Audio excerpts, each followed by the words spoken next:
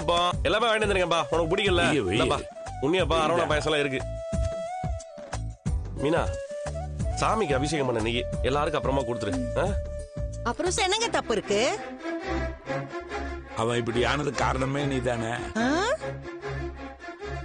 நானங்க இவனுக்கு குடிய கத்து கொடுத்தேன்.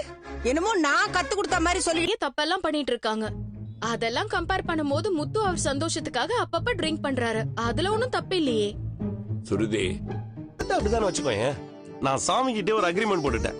இப்போ சாமிக்கு எனக்கு டைரக்ட் டீல். ஓஹோ, இனிமே குடிக்க மாட்டேன்னு சாமி கிட்ட சத்தியம் பண்ணிட்டு வந்திருக்கீங்களா?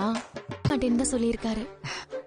அந்த ஐயப்பன் கண்டிப்பா உன் வாழ்க்கையில நல்லது செய்வாரு. சீக்கிரமே உங்களுக்கு குழந்தை பிறக்கும். வாழ்க்கையில பெரிய இடத்துக்கு வருவீங்க பாரு. சாப்பிடுறா. அப்பப்ப பணம் திட்டு போகுது. இப்ப மாட்டீங்களாங்களா? அன்னைக்கு அக்கவுண்ட்ல பணம் வராத மாதிரி அவங்க அட்ஜஸ்ட் பண்ணிட்டாங்க.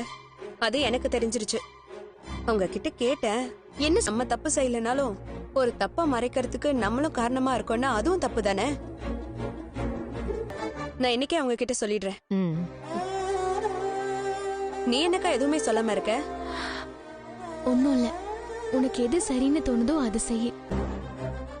மீனாவுக்கு தெரிஞ்ச வரைக்கும் நல்லதுன்னு நினைச்சுக்கோ. கண்டிப்பா அந்த பொண்ணு உன் வாழ்க்கைக்கு ஏதாவது உதவி பண்ணுவா. உன் அட்வைஸ் நான் கேட்டனா? பேசாம